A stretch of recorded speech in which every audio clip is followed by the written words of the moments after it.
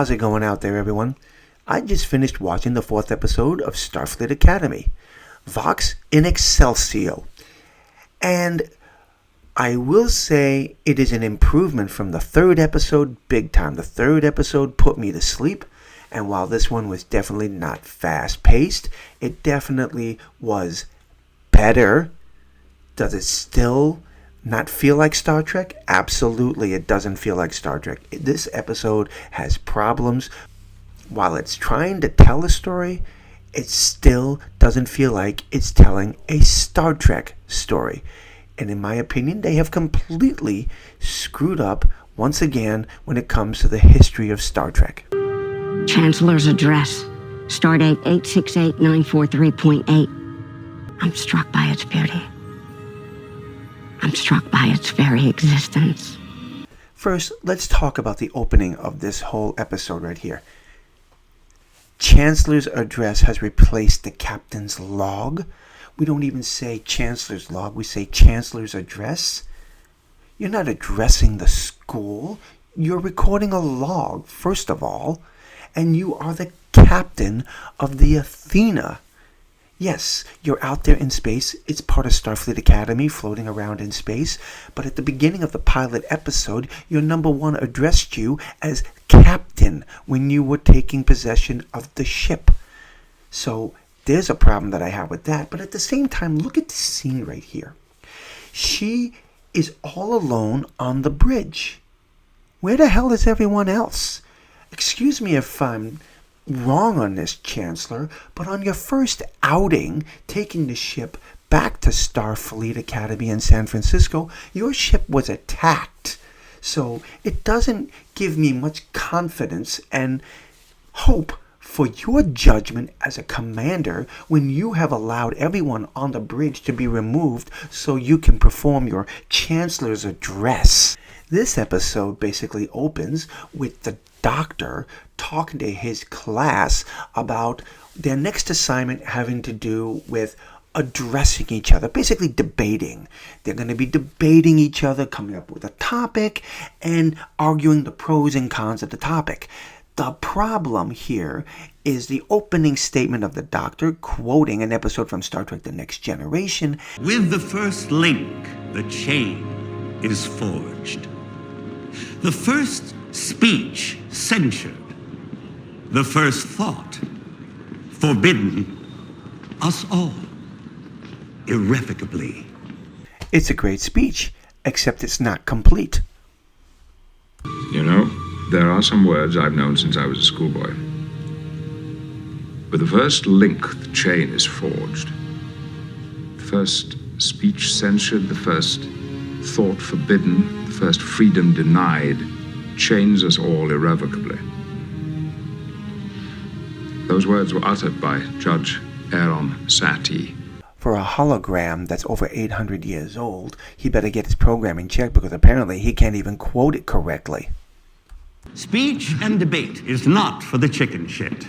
You allowed to talk like that? I have earned the right to speak as I see fit. One day, you too may earn that same privilege. This is such a crock of shit. Who the hell wrote this stuff? I don't care what century, I don't care how old a person is or how wise or how knowledgeable they are. Under no circumstances in a school, especially a person who's teaching a class on how to debate, should that type of language be used. And I don't get offended normally by language like that. Hell, I think Scarface is a masterpiece and that thing has the letter F used 250 times throughout the movie. But we're talking about an education here. We're talking about teaching young people how to be diplomats, how to talk back and forth, how to verbalize their arguments. And this guy comes off saying, I've got over 800 years of experience, which has given me the right to curse whenever the heck I feel like it. Pardon my French, but you're an asshole. Today, an unregistered heavy cargo carrier with members of the 8 remaining Klingon houses on board suffered a catastrophic mechanical failure. This is how pathetic and unimaginative Star Trek has become. Apparently, when the burn happened, dilithium was a major fuel source for the reactors on the Klingon homeworld and all around their empire. And when the dilithium went inert and the reactors exploded, it pretty much killed off all the Klingons. They are a dying species now. As you just heard in that one clip, 8 houses. There were only 8 houses supposedly left. And this shuttle accident may have killed a lot of them. This is pathetic, really. First, in J.J. Abrams' Star Trek, we had the Vulcans being wiped out and becoming a dying race. Now, in Kurtzman Trek, we have the Klingons, after a major tragedy, becoming a dying race. How pathetic and how lacking in imagination. So apparently Starfleet has found a new home for the Klingons to rebuild their lives after Kronos apparently died off, after the dilithium burn. And the Klingons are refusing to accept Federation aid of any kind. This, again, just sounds so bad because they're claiming here that the Klingons are refusing to accept this help because it's dishonorable and they don't trust the Federation anymore. Can anyone remember any movie or maybe a TV episode from Star Trek where similar situations occurred and yet the Klingons were open to mediation?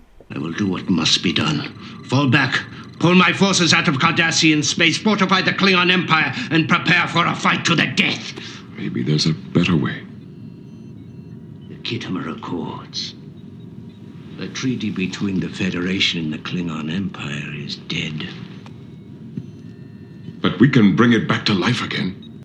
Last month, at the behest of the Vulcan ambassador, I opened a dialogue with Gorkin, Chancellor of the Klingon High Council. He proposes to commence negotiations at once. Negotiations for what? The dismantling of our space stations and star bases along the neutral zone. An end to almost 70 years of unremitting hostility, which the Klingons can no longer afford. So now let's talk about the backstory of this Klingon of ours, Jadine. Well, apparently he was being raised in the ways of the warrior.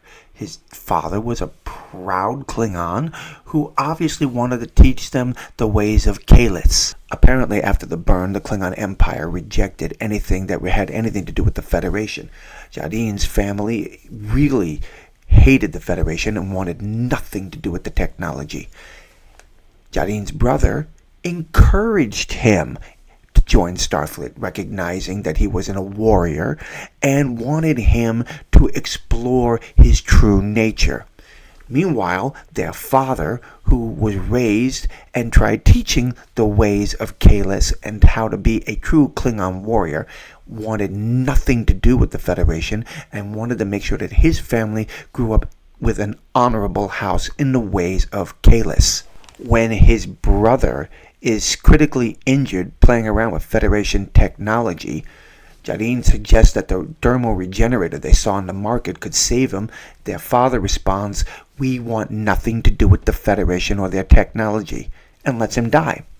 But before his brother dies, he tells Jadine to follow his true path, follow what's in his heart.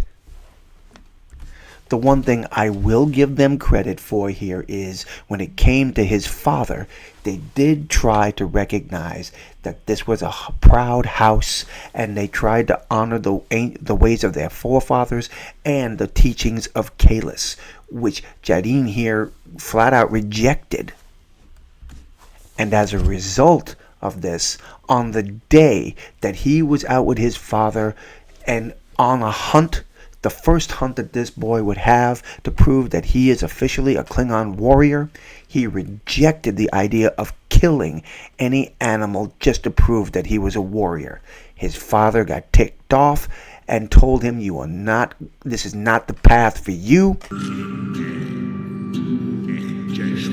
Your father missed his shot to let you go. The problem with the writing of this story is that the writers are not looking at the full history of Star Trek.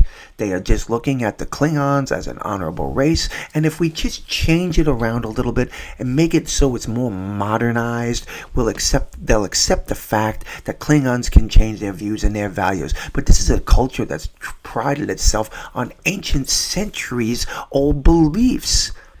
The episode tries to tell a good story, but the problem is, as I said before, they are not looking at the history of Star Trek when creating this Starfleet Academy, and it is creating such a gap. I would love to hear your thoughts and comments on this, so please drop those comments below and let me know.